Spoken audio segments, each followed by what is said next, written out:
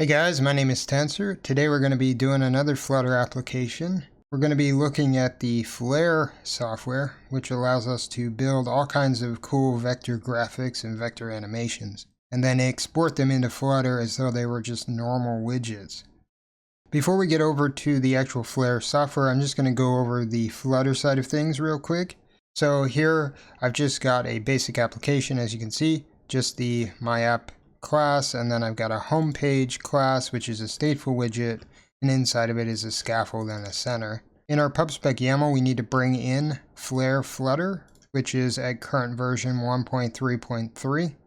And then also you want to create an assets folder inside of your root directory so that you can put the Flare files inside of it. You can gain access to the Flare software by coming over to this website, which is called www.twodimensions.com. When you get onto the website, you can create an account, and then that will allow you to use the two tools that they have available, Flare and then another one called Nema. The one that we want to use is the Flare tool. And to gain access to Flare, we just go up to the right corner here where it says Your Files, and we'll click New Flare, and this will then create a new Flare file. I'm going to make this file public so that you guys can take a look at it, and I'm also going to allow you guys to fork it. Once you hit save, you'll be presented with the general user interface for Flare. As you can see here, we've got this hierarchy tree on the left side. We've got a design bar and an animate bar. And then we can bring in SVGs if we want to, which we can then mess around with on this artboard. The artboard itself is the place where we're actually creating our graphics. And then on the far right here, we have this selector, which allows us to select specific properties when we have something selected. I went ahead and I renamed the file from new file 1 to solar because we're going to be creating a sort of solar system where we have a sun in the middle, then we have an earth that spins around it, and then we have a moon that spins around the earth. And the main reason why I've chosen this as the thing that we want to build is because it kind of showcases the hierarchy design, which is a pretty important part of Flare. First, we want to create a rectangle, and I'm going to use this rectangle as the background for our vector graphic. So I can click this button up here, then click Shape, and then click Rectangle, or I can hit U on our keyboard, and that will give us the rectangle tool. Then I'm going to click at the very top here, hold down Shift, and then just kind of drag out the rectangle. If you hold down Shift, then you make a perfect square, and if you don't hold it down, then it will allow you to make an imperfect square. Now our rectangle is a little bigger than I would like. As you can see here, the size is 1024 by 1028, and you can see down here that it's actually going off the bottom of the screen. So I can just click onto the artboard here to get the dimensions of it. So I just need to scale down the height dimension to 768. And I can do that just by pasting it in here. You now notice that the rectangle itself is off center. So now I want to center it. So I can just click this button to align it horizontally, and then this button to align it vertically. And now it completely fills our artboard. Right now the rectangle has kind of a gray fill to it. We want to fill it with a different color. And so first let's get rid of the stroke, which is the outer border. And then we can click on this box over here to fill it with a different color. I'll drag this over to the dark blue, and then I can pan it over to a color that I like. And there we go, that's the color that I selected, so it's a fairly dark navy blue color. Now let's go ahead and create our sun, and we want our sun to be in the very middle of this rectangle. And to make this sun, we're first going to need to create what's called a node. So first I'm going to lock down this rectangle so that I don't accidentally select it, and I can do that by clicking the lock here. Then I can just click in the middle of the screen to create the node, and I selected the node from this tool up here, and then I clicked this one right here. You can also use the G key on your keyboard just to use it as well. After you create your node, you can then go over to the translate tool, which will allow you to move it around the screen. But like I showed you before, rather than having to manually center it, we can just use the icons up here to center it in the screen like that. And once we've done that, we can then lock down this node as well. Now let's actually build the shape for our sun. So we'll go up here, click on shape, and then click on ellipse. And we're going to want to build a circle that is centered around the middle of the screen and around our node. So I'm going to click here, and then I'm going to click shift again, which will allow us to build a perfect circle. I'm going to drag it out to the size that I want, and then I'm going to center it with these buttons again. Now notice in our hierarchy, the ellipse that we just created is a child to the node. And this is pretty important because we want the node and the ellipse to be attached. And if the ellipse is a child to the node, then that means that where the node goes, the ellipse goes as well. I'm actually going to scale down the sun a little, and you can do that by changing the size here or by changing the scale. I just changed the size to 80 by 80.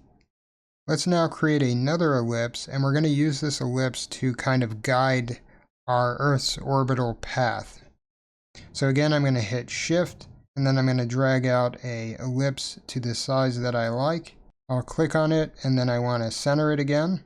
And then because it's just going to be a line on the back of our background, we can get rid of the fill color by clicking this little check mark.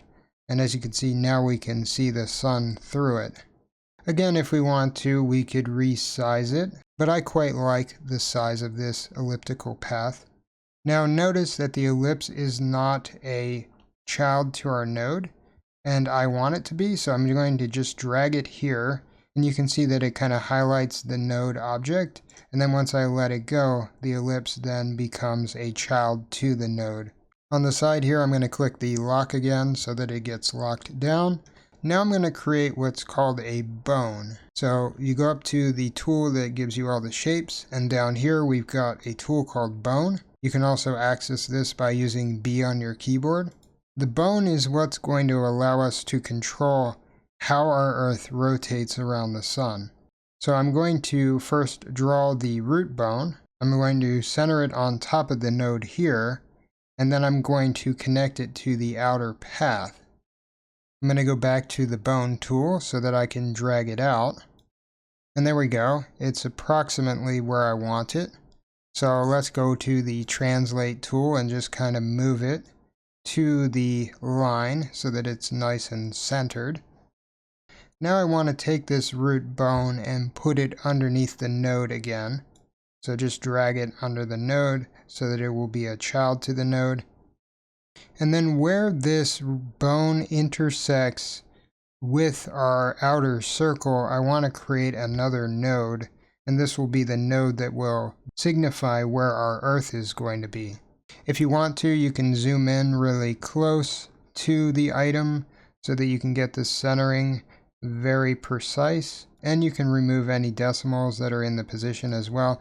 And now this seems to be fairly centered. So I'm going to use the mouse wheel to scroll back out so that I can see the screen a little bit better. And then I'm going to deselect this thing. And I'm going to lock everything so that I can now create the actual Earth. Notice that our sun's node is the parent to the root bone and to our ellipses. And then we have the Earth's node, which is a child to the bone. If I want to, I can of course rename any of these elements.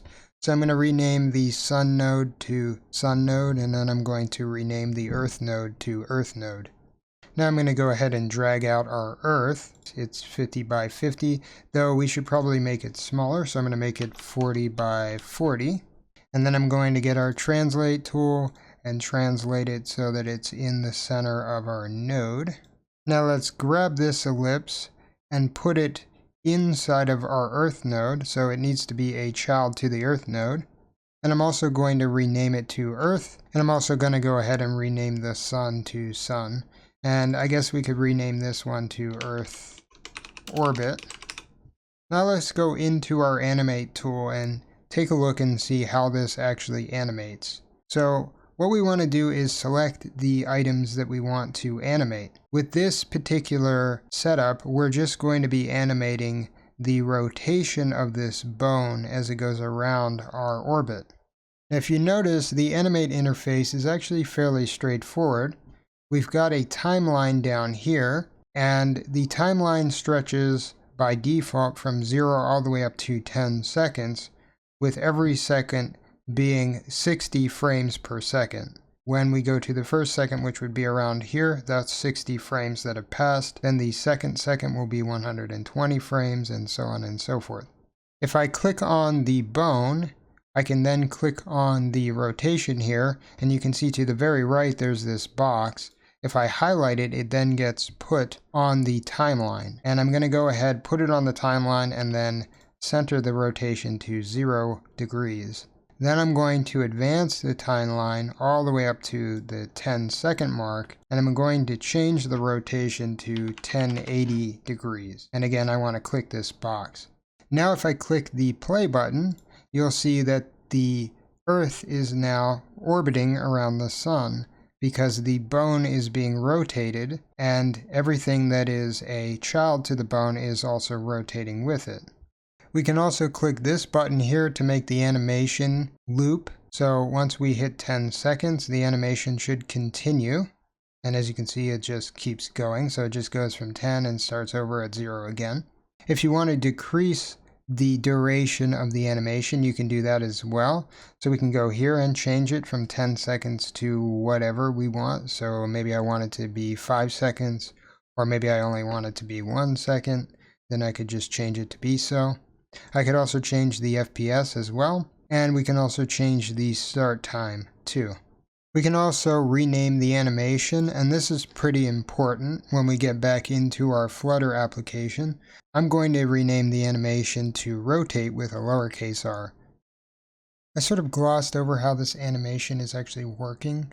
So we set the start rotation at 0 degrees, and then we set the end rotation at 1080 degrees. The idea is that it moves in a linear fashion based on this key interpolation line. And you can actually change this if you want to be cubic, so that like the animation would speed up and then quickly slow down. Or you could make it so that you can kind of piece step it so that it'll hold and then move from one frame to the next. And you can do all kinds of things like that. For now, linear is probably the best way for us to do this particular type of animation. Now let's finish up our design.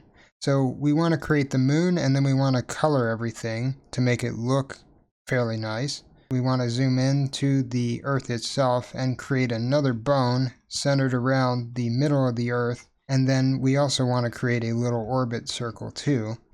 So let's click on the Earth node, and then we'll click and create a new ellipse, which will be our orbit circle. I'm just going to shift drag it out. And then I want to use the translate tool to center it around where it should be. Again, like with our other orbit circle, let's get rid of the fill. So just check this box. And then we want to drag it and have it be a child to the Earth node. This way, when we go back to animate it, you'll see that the orbit will continue to orbit around the sun. Now let's create the bone that we're going to need to make the moon work. So again, we'll click up here and then click the bone tool. And then we want to click to create the bone and then just kind of translate it to the center. And the translate tool is actually fairly simple. To move up and down, you grab this arrow here, and then to move left and right, you grab this arrow here. If you want to rotate the item, then you can grab the little yellow circle around it, and that will let you rotate it like this. And then these little boxes allow you to scale up the object. Then let's go ahead and pull our bone out like this and make sure to center it on our orbital path. And I'm actually going to have our bone shooting straight up from the Earth so that the moon will start here, and then we're going to have it rotate backwards. We want to take our root bone and make it a child to the Earth node, and then we can go ahead and create a node for the moon. And then again, we want the bone to be the parent of the node, and then we finally want to create our moon, and then translate the moon onto the actual node. And this seems about right to me. So now let's grab this ellipse and make it a child to the node so that it will now be attached to the node. And I'm going to go ahead and rename the node to be moon node, and then I'm going to rename the ellipse to be the moon. And let's grab this ellipse and also name it the moon orbit so that we keep everything organized. Now we want to go ahead and animate the bone. So we can click on the bone like we did with our other bone, then click the rotation. And as you can see, it starts at -90 because it's pointing straight up. And we actually want it to rotate a lot faster than our other current rotation. So when we drag the hand out to 10 seconds like this, we'll change the rotation to -3 to 40, which is 1080 times 3. So our moon will rotate 3 times as fast as our Earth. We can now zoom out and see the full animation in effect. And as you can see, the Earth is rotating around the sun, and the moon is rotating around the Earth. There is one minor hiccup here. You'll notice it once we hit the 10-second mark and then the animation starts to cycle again. The moon will actually jump backwards 90 degrees, and that's because we didn't account for its original position of -90 in the amount of rotation that we put in.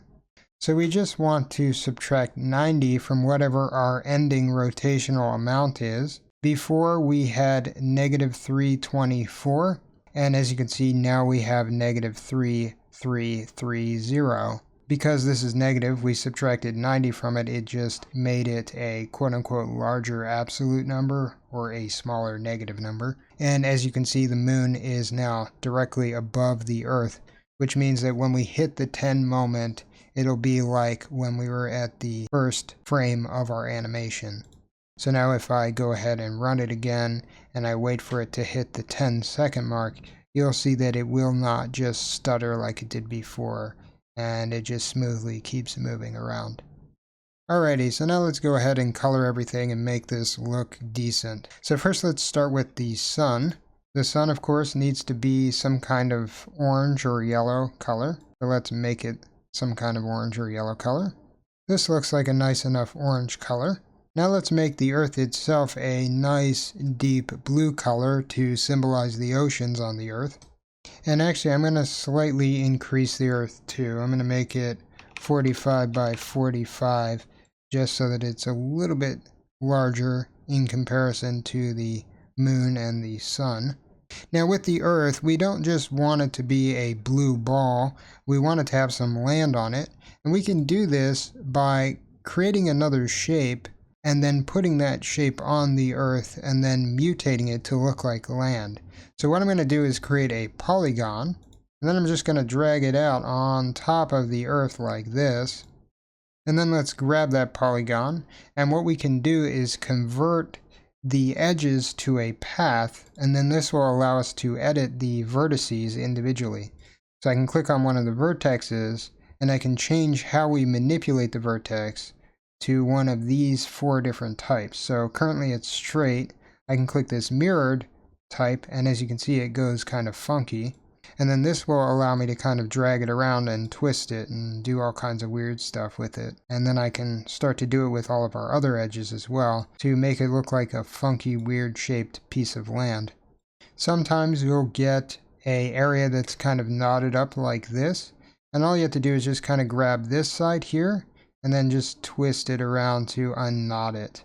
And maybe you don't want to unknot it all the way, just so that you can have a nice little curve on the land, and you can get something like that. So let's kind of pull this in a little bit, and then we'll just kind of let it go.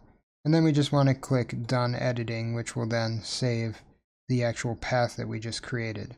Now, of course, we want our land to be green, and we also want to get rid of the stroke for the land, so I went ahead and did that. So let's click on this and make it nice and green, and we'll make it kind of a greenish brown color, something like this, and it'll look nice with the blue that we have, and when we zoom out it'll kind of look like the Earth. The Earth itself, for whatever reason, still has its stroke, so let's get rid of that. And we can do the same for the sun and do the same for the moon. And there we go, now things look a little bit better because now we don't have these white lines going around each of our planets. But we also need to check to see that the land rotates with the Earth. It should with where it is in our current tree. If we go to the animate, we can check this. We can just hit play and you can see that the Earth rotates with the land on top of it. Now while we're doing all this, let's kind of darken the orbit circles. We can select both of them by clicking on them and holding Control, and then this will allow us to change the strokes for both of these circles at the same time. And I just want to darken them quite a bit so that they kind of blend in with the background but still exist there. So this looks quite a bit nicer. Now just keep in mind that when we actually ship this vector graphic, the bones and the nodes and all that stuff will disappear. The only thing that will be left will be our objects, circles and stuff like that. Now finally, let's fill in our moon. It's already a bit gray, but let's make it a little bit darker.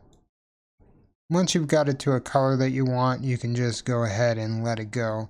And then that's really it. This is our complete vector graphic with our animation, and we can now go ahead and export it into our Flutter application. Let's just go ahead and check to see that the animation works properly once again, and then we can just kind of scale things out if we want to, make the sun a little bit bigger, and then we'll go ahead and export it. There we go. So I've created a larger sun by scaling it out by about 2, and this looks a bit better than what we had before. Alright, so now to export it, I just go up to the top right here where it says export, click on this, and then click export. And then I want to export it in the binary format, and then just click the export button, and then this will download the file onto my machine. Once you've got it on your machine, you can go ahead and put it in that assets folder that you created in your Flutter root directory, and then you want to go ahead and reference it. And you of course do this like you would with any other asset. So you just put in the assets key, and then you put in a dash followed by the path to the actual file, which in my case is solar.flr. Now we can go into our main.dart file and import our Flare Flutter library, and we're going to need the Flare Flutter Flare actor file specifically.